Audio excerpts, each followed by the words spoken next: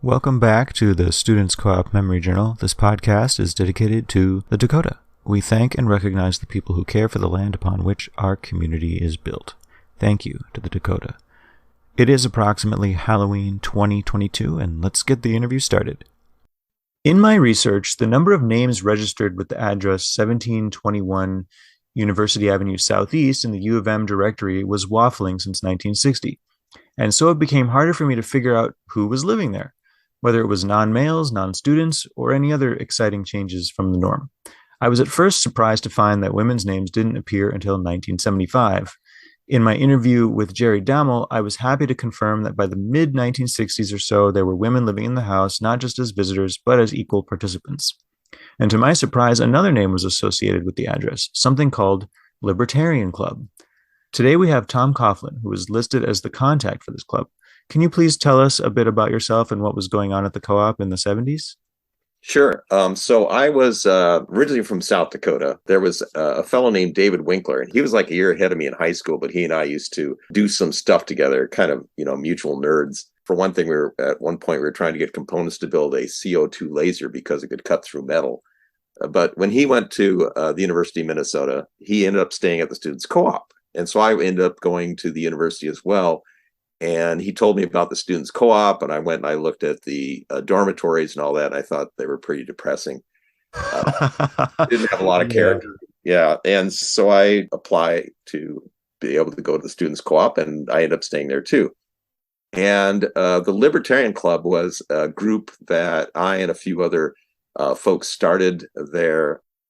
So I came to the university in the fall of 73. I graduated that June before in Sioux Falls, South Dakota, O'Gorman High School. And that's also where Dave went. Oh, Dave's family actually is a pretty cool family. Their dad was the chief engineer for a company called Raven Industries in Sioux Falls, and they made hot air balloons. Whoa, fun.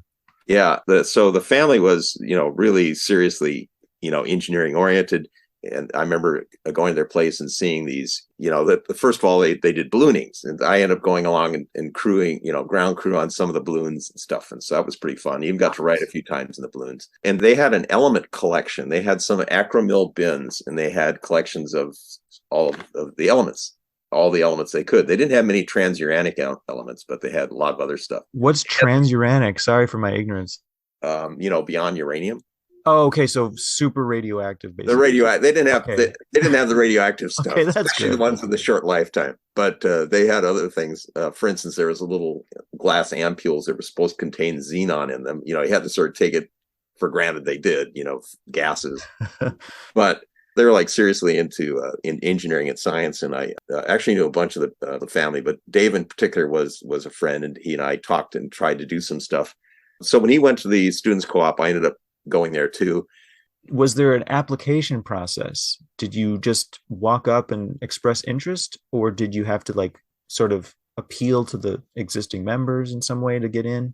Seems to me, if I remember right, first of all, I knew somebody who was already staying there, so that helped. But it seemed like there was kind of an interview process of some sort. Met with some people. They said, this person looks okay or not, It was a mix of a lot of different types of folks, but who didn't want to stay in the dorms. And it was very close to campus, which is very convenient. And so I was there for I think maybe 3 years before I moved out. My roommate there, actually my first year, if I remember right, I didn't have a roommate. And then the last 2 years was Manzi DeAngelis. And the Libertarian Club. So libertarians essentially believe in civil liberties and economic freedom, minimal government intervention in our lives. And so I started that club. There were a few other folks who were a part of that. I think it was in grad school. Let's see, that was 73 through 75. And then I can't remember if it was then or in grad school, but was leading some demonstrations on campus, started some demonstrations, a bunch of other people against conscription because they were trying to bring back conscription. Oh my gosh, yeah, terrifying. It's registration for conscription, right? And so they had gotten rid of it at the end of the Vietnam War of the registration, but they're going to bring it back so they could, be able to draft people again. And so the end of the Vietnam War was the early 70s then? It was the early 70s. And But then and at that point they actually got rid of registration for the draft because they thought it made it too easy to some of the legislators to get involved in foreign interventions. A few years later, they wanted to bring it back, and they did bring it back. And so I was actually one of the leaders and organizers for a bunch of demonstrations. I was a physics student. I was studying physics at the university, not just libertarians. There were socialists, a whole bunch of different people, Quakers, a lot of different groups that were against conscription. So we had a lot of demonstrations, and I was very involved in that. In fact, actually, we put on demonstrations, we wrote stuff, did articles for the local student newspaper, and I had a whole collection of these things. I actually gave it to someone some archivist at the University of Minnesota who was trying to collect things on that a few years ago. Wow, cool. Okay. Records I had. Not to slow you down, but I'm so curious about how the dynamics in the house were. Did you have people participating in that in the students co-op as well? I think we met in the living room, in the lower floor living room. I think we had some meetings down there. And so we wanted an address so people could send stuff to it and things like that. So that's why it was labeled the Libertarian Club. That's amazing. Okay, I get it. Thank you. But I think I was the only one who was a member who was staying at the co-op. Right. But it was just, okay. We needed an address, so I used that address. Yes, absolutely. And that's so cool. Yeah. Oh, please keep going, and whatever your thoughts are.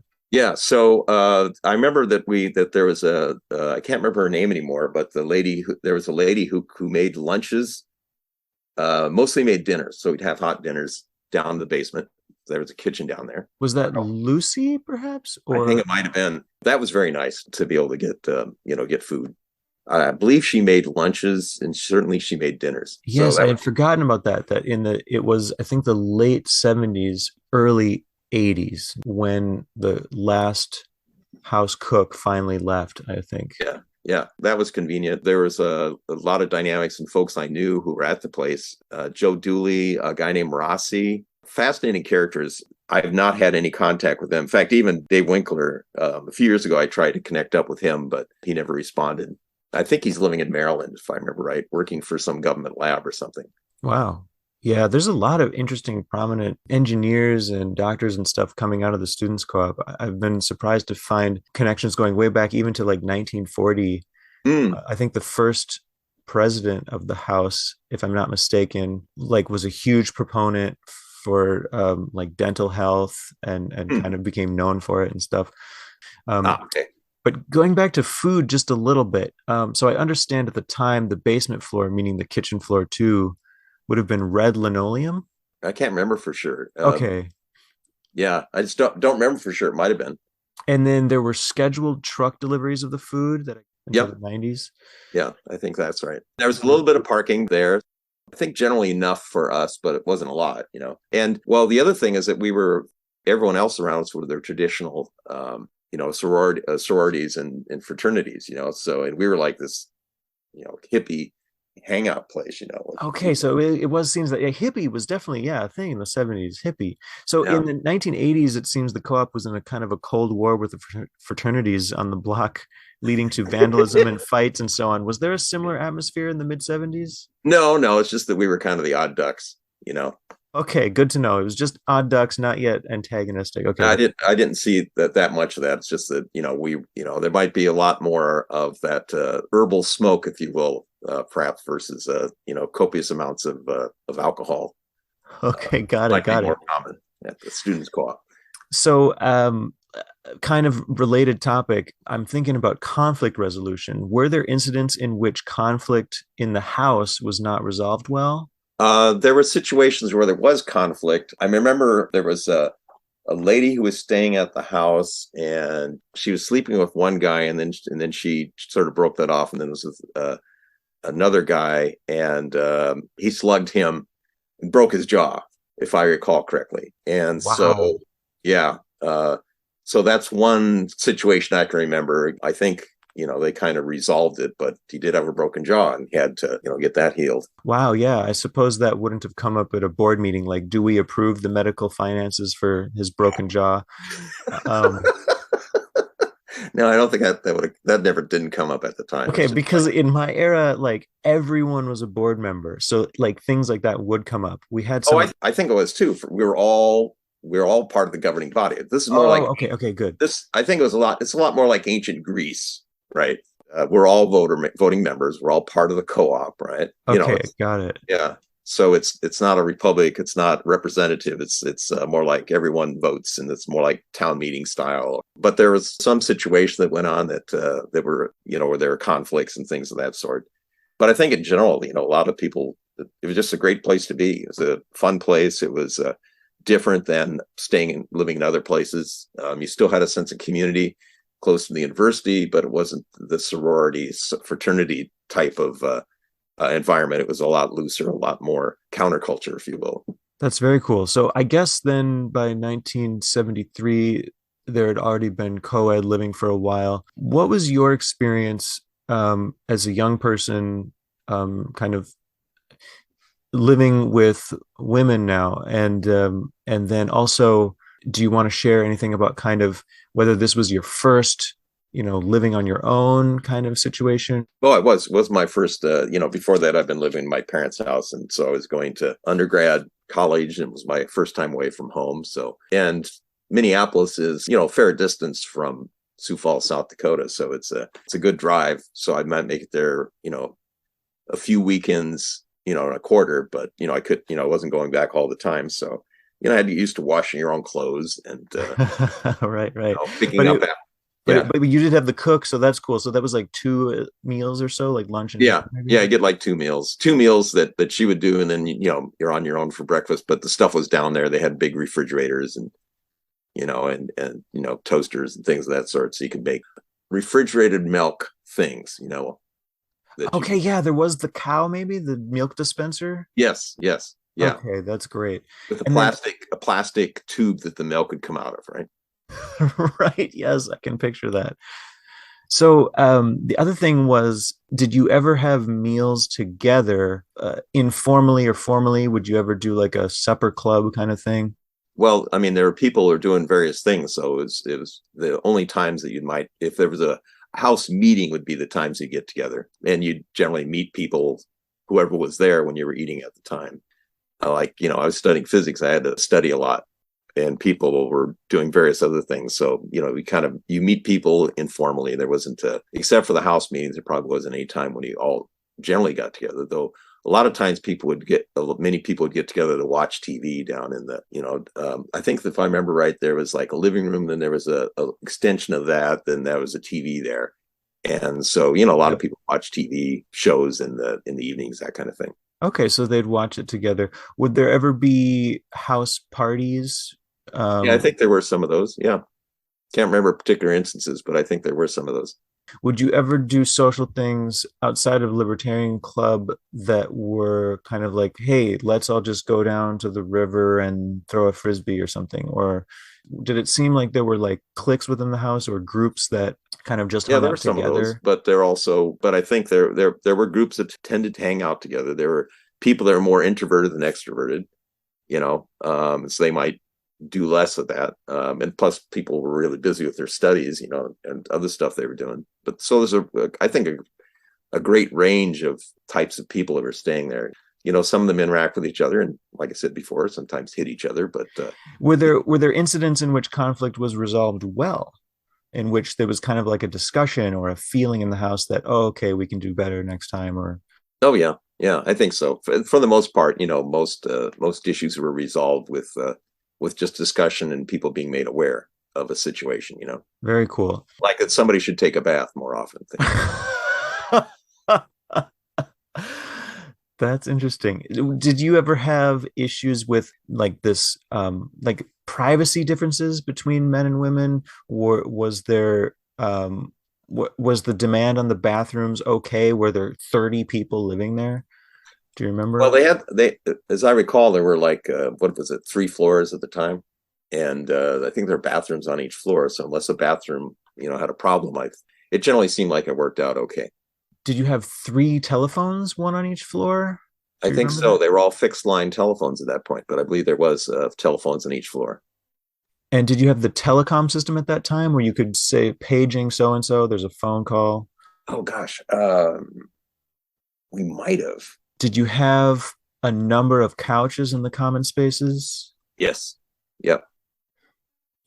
And so, yeah, it sounds like pretty similar to the late 70s. It's kind of like a I, spread of I think couches the and only time you'd chairs. get rid of some of the furniture is when it was totally worn out. Right, yeah, that makes sense. Or did you ever find mice living in the couch? Because we did at one point, and we had to. Oh, I'm trying to remember. I know it's well, especially because people eat food and then it gets into the furniture and then the mice get at it. I can't remember if we had in mice or not, but I could certainly see that happening. Okay, good to know that like pests did not like come as a like a strong memory. So okay, the board organization. In my time living there in the 2010s, it was everyone was a board member and was expected to come to meetings so that decisions could be, like you're saying, kind of Greek style collectively made. But I guess in the 70s, there might have also been some separation between like a board of decision makers and managers and others who would just do a chore. Do you remember like Oh, the that's right. division of We did labor? have things we were supposed to do, you know. Well, there were like officers. Is that maybe what you're talking about? Yeah, officers. Okay. Yeah, Like a yeah, treasurer and a house manager, yeah. I maybe. think we did have that. Yeah, I mean, it's not a lot of people. Most everybody was a worker bee, you know, and had things they had to get done. But there were one or two people who were supposed to like, you know, make sure the tribe did what they're supposed to be doing. Yeah. What was your first official role? Do you remember? I have no clue. I don't remember at all. Probably just like probably just like bathrooms or kitchen is like Bathrooms, most kitchen, people taking start the out. garbage out, or things like that. Yeah. Yeah. Okay. Well, I'm kind of out of questions, but do you have any funny memories or traumatizing memories? Anything?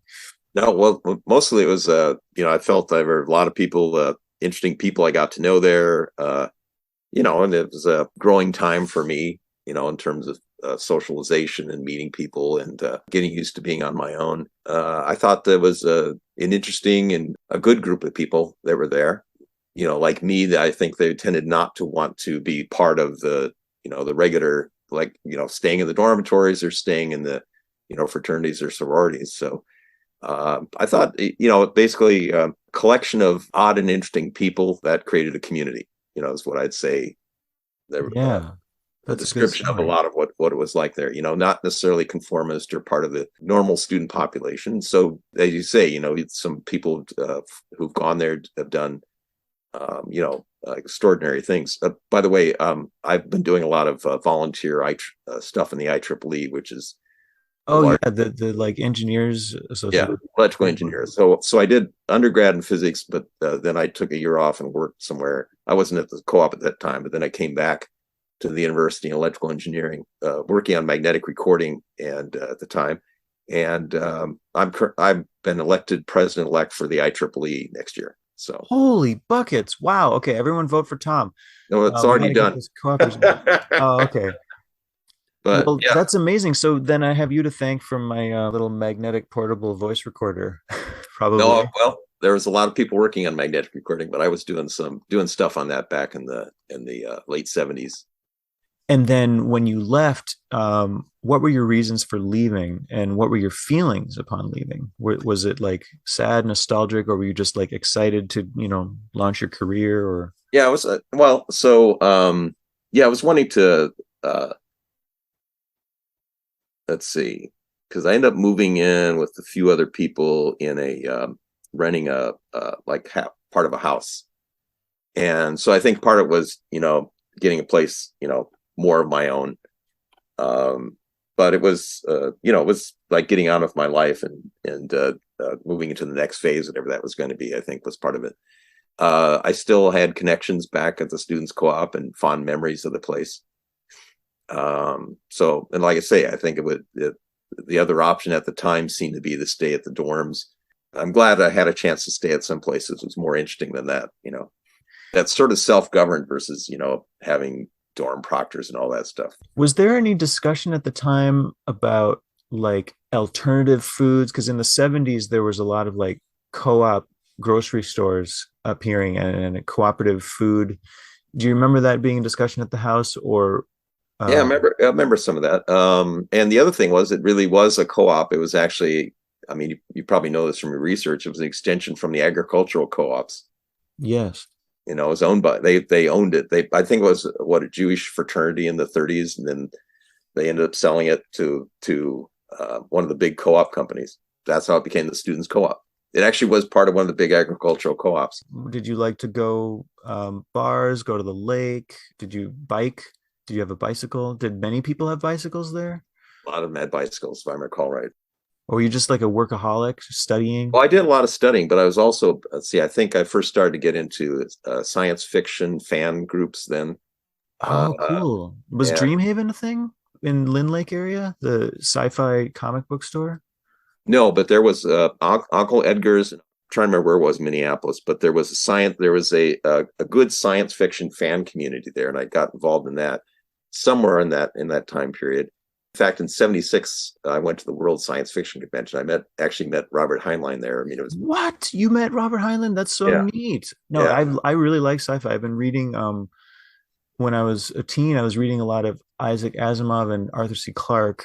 I met Asimov, or at least I saw him also What? at some of the science fiction conventions. Wow. Asimov, Harlan Ellison, Simak. There were some of the guys who were local, Minneapolis area, or around the Midwest. And so I used to go to some of what was it called? There was a science fiction convention in Minneapolis, and I used to go to that. And so a lot of authors would show up there.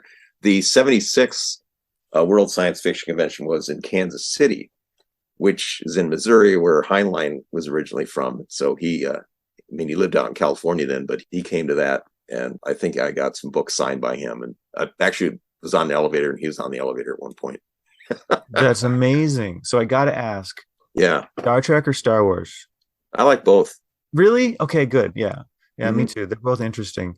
Did Yeah, you did you did you grow up watching the original series of Star Trek from the 60s? yes. I really like that show. The colors and the like the edge of humor Hmm. and like the dynamic between the characters Well, and a little bit of intelligence versus a lot of science fiction, especially TV shows up at that point, were generally pretty silly, but there actually was yeah. thought into the plots and some philosophical elements, and made them much more engaging and interesting. Yeah, it wasn't just ray guns and rubber suits. It was ray guns and rubber suits and philosophy, which is Yeah, like philosophical questions. What is reality? What is a human? Things like that. Essentially, were some of the things that are oftentimes explored in good science fiction. ooh, this is like a crossover with my other podcast, I Like People, but I often ask, what is a human?